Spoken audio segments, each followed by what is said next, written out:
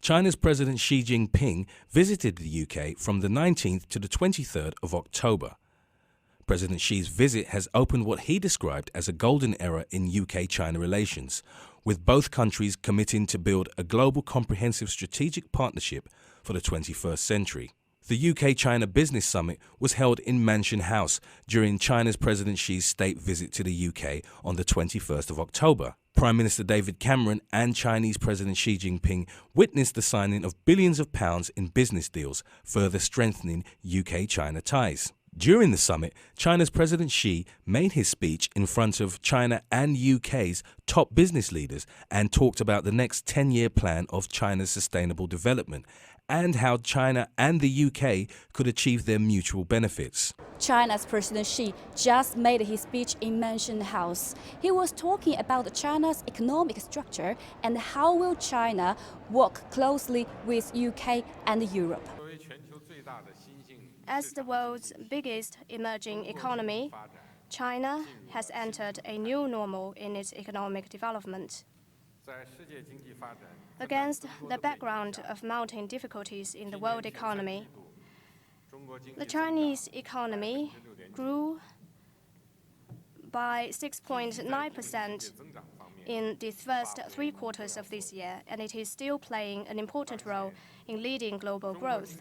In recent years, China and Europe have been advancing cooperation to promote policy communication, transport connectivity, unimpeded trade, currency flow, and people-to-people exchange.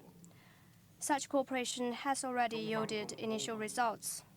China and the EU have reached initial agreement over the synergy of the Belt and Road Initiative and European development strategies.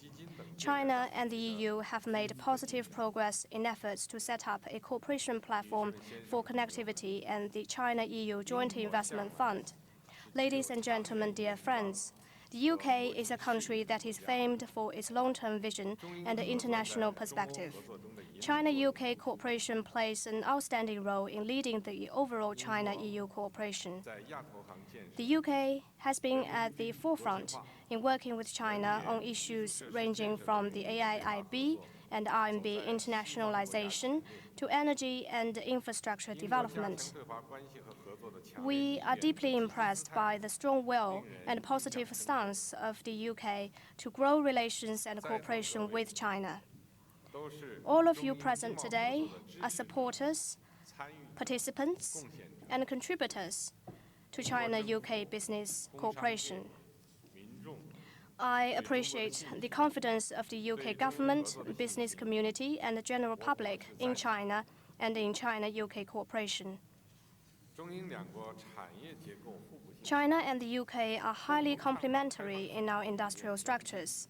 We both stand for open market and free trade and wish to expand two-way investment. We have a lot to do together under the framework of the Belt and Road Initiative, and there is tremendous potential in this regard.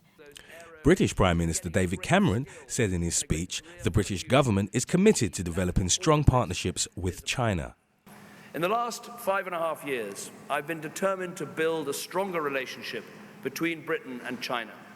And if you look at our two countries today, the progress we've made is evident for all to see. In China, people are watching Downton Abbey, they're eating Scottish salmon, they're driving Jaguars made in the West Midlands. And in Britain, we've got houses built with Chinese money, airports like Heathrow invested in by Chinese companies. You can even now look at our House of Commons, where our first ever Member of Parliament of Chinese origin, Alan Mack, has been elected, and I'm proud to say he sits for my party, the Conservative Party. The deals that have been done during this visit cement what is a growing partnership. Carnival signing a £2.6 billion joint venture to make new cruise ships, guaranteeing jobs in both our countries. BP concluding oil and gas deals worth over £12 billion. Rolls-Royce signing a new deal worth £1.4 billion for aeroplane engines, guaranteeing jobs and investment here in the UK. Sanofi signing a £700 million contract to build hospitals in China. And looking to the future, cooperation signed today between both Oxford and Cambridge and Chinese partners, covering innovative medical research and broader research. That's right, billions of pounds of deals done, thousands of jobs won, good for China, good for Britain. And these deals are not just one way. Chinese investment is flowing into the UK, and UK companies are investing in China. Both the United Kingdom and China are driving forward ambitious economic growth and regeneration agendas. The UK through our Northern Powerhouse, China through President Xi's One Belt, One Road. This visit is taking our relationship to the next level, and I want to ensure that our cooperation and our partnership means we can support each other to deliver the growth and the jobs that we both want, to make sure that the trade and investment flows both ways along the modern equivalent of the Silk Road. Jack Ma is the head of the Alibaba Group and is one of the top business leaders in China. He speaks fluent English, and he said that in the next 5 to 10 years, nearly 500 million Chinese people will become middle class. China has a huge opportunity to offer the world. But I think as a business leader, we have to see the world in a different angle. For example, people worry about China. In the Western world, China economy is growing from 9% to 7%, or maybe even lower. What's going to do? I think it's a great opportunity, guys. Because China even have a 5% of the GDP growth, still one of the fastest and largest economy in the world. I don't see the other economy in the world has more than like 4%. And the second is that China is shifting from investment on infrastructure and exporting to domestic consumption. It's a huge opportunity. Think about it, say, 500 million Chinese people will become middle class in next 10 to 20 years. That means 500 million means almost as the 3 times size of the U.S. consumption. Imagine the past 10 years, how much does the U.S. domestic consumption affect the world economy? And next 10 years and 20 years, if you got a 3 times size, it's a huge. China is going to be the market, the international market or global market of the global business. So what we think is that any business, go to China, have patience. So my job coming here is not to bring the Chinese business here because they don't need me. But our job is bring the business here to China. Low-carbon taxis, zero-emission sports cars, and a TV training program were the centre of a £325 million suite of creative and technology partnerships between the UK and China, announced at the UK-China Creative Collaboration Summit. During the summit, we had an exclusive chance to interview Andy Palmer, who's the Chief Executive Officer of Aston Martin. He shared his idea of how Aston Martin is doing successful business in China. Hello, nice to meet you. First of all, could you introduce yourself and Aston Martin, please? Indeed, I'm the Chief Executive Officer of Aston Martin, and my name is Andy Palmer. What does Aston Martin do in China? We have an office there. There's a market there for our cars. Currently, we sell around 200 Aston Martins every year in China, but we also see it as a huge opportunity market for us in the future. So how true is business in China can be easy? Our business is never easy anywhere. To do business anywhere, you need to know your market, you need to know your customer. And one of the keys for us in China is trying to understand better what our customer requirements are for the Chinese market and how Chinese people perceive beautiful luxury motor cars, sports cars, and indeed what we as Aston Martin should do to evolve our cars to make them suitable for the Chinese customer in the future. As we know, this is the golden era for UK and China. What is the biggest opportunity in China for Aston Martin?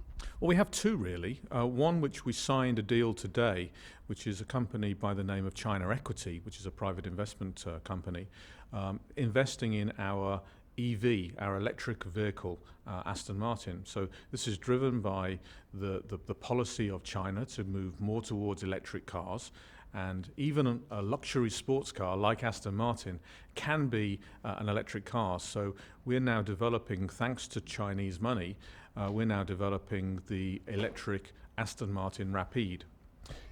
In future, We're also looking, again, of course, a little in the future. Aston Martin will make a crossover. So this is a crossover between a SUV and a sports car. And again, we imagine that the main customer for this car could be China. So I'm quite curious, any specific areas of opportunity that are currently successful? Well, I think we've had a reasonably good year in China this year, considering the difficulties of the stock markets and things. We sell around 200 cars every year. But I think that the biggest opportunity that we have is in the very near future, the new James Bond film will be launched, and also I believe launched in China. And of course James Bond always drives an Aston Martin, so I think we have an opportunity there to explain and reintroduce to China the great British tradition of Aston Martin. Over and above that, as I've already explained, we have the development with the EV, which allows us to transition our business to one which is much more focused on the Chinese customer. As we know, Aston Martin is a world-class company. It's very successful. But I want to know, does the size of the company you work with matter? How big, how small can they be? I don't think it matters particularly. I think any company that's, for example, British company exporting to China, doesn't matter whether they're big or small. What's important is that they understand the customer needs in China. So I used to work for a very big company, Nissan, and worked very closely with Dongfang. And it was very successful, but likewise Aston Martin is, relatively speaking, quite small, but can also be very, very successful. And likewise, even small companies, I think, can be successful in China if they understand the market and if the likes of the Foreign Office can help them to make the correct contacts. And what does the business need to consider initially when approaching business in China? So it's true that the Chinese consumer is very respectful, very tasteful, understands very well what good taste is, very refined, and you have to be able to sell to that type of customer. Most important point for Aston is to explain everything that Aston Martin stands for. So not just James Bond, but also British luxury, British craftsmanship, 102 years of history, and we have to convey that so that the Chinese customer really understands. And likewise, we have to adapt our car to make it suitable for Chinese customer. As you know, we are from GB Times, which is very successful Sino-British media organization in the world. And we are running a Made in Britain, Making in China campaign to show the spotlight on China successful stories. Have you one for us? Well, I think we do have one for you. So as I said today, we signed the agreement for the electric car. So I think the fact that we're selling a beautiful, handmade British sports car, which will be fitted with an electrical engine funded by Chinese equity, this is one very, very important success, I think, in terms of China-UK collaboration.